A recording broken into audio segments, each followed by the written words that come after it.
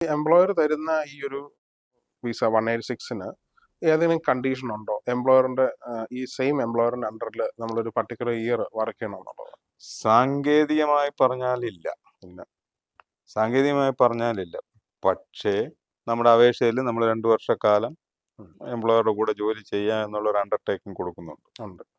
അപ്പോൾ ഒരു എംപ്ലോയർ എത്തിക്കൽ വേയിലും നമ്മളെ ഒരു എംപ്ലോയറും എംപ്ലോയിയും തമ്മിലുള്ള ഒരു നല്ലൊരു കോഡിയൽ റിലേഷൻഷിപ്പ്, നല്ല ഒരു രീതിയിലുള്ള ഒരു അറേഞ്ച്മെന്റ് എന്നുള്ള രീതിയിൽ എംപ്ലോയർക്ക് എംപ്ലോയറുടേതായിട്ടുള്ള ചെലവുകൾ വരുന്നതാണ്. സ്കില്ലിംഗ് ഓസ്ട്രേലിയ ഫണ്ട് ഉൾപ്പെടെയുള്ളത് കൊടുക്കേണ്ടതാണ്. അപ്പോൾ അത് ഒരു 10 മില്യന് താഴെയാണെന്നുണ്ടെങ്കിൽ $3000 വൺ ഓഫ് പേയ്മെന്റ് കൊടുക്കണം. 10 മില്യന് മുകളിലാണെങ്കിൽ $5000 വൺ ഓഫ് പേയ്മെന്റ് ഡിപ്പാർട്ട്മെന്റ് അത് തിരിച്ച് കിട്ടുന്നതല്ല. അപ്പോൾ അത് മോസ്റ്റ് ഓഫ് ദ സർക്കംസ്റ്റാൻസ് അത് തിരിച്ച് കിട്ടുന്നതല്ല.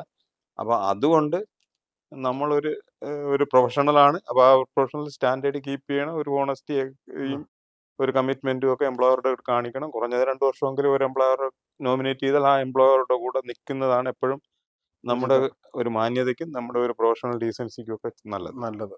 അതറിഞ്ഞ് തന്നെ നമ്മൾ ലൊക്കേഷൻ ഉൾപ്പെടെയുള്ള കാര്യങ്ങൾ എല്ലാം അതിന് മുമ്പായിട്ട് മനസ്സിലാക്കി പോണം. ഒരു പക്ഷേ ഒരു ഷോർട്ട് കട്ടായിട്ട് ഇത് കണ്ട് ഇത് കഴിയുമ്പോൾ 3 മാസം 6 മാസം കഴിയുമ്പോൾ പോകുന്നത് അൺഎത്തിക്കൽ പ്രാക്ടീസ് ആണ്.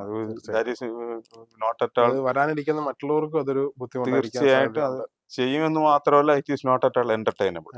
As a professional I never entertain such kind of candidates.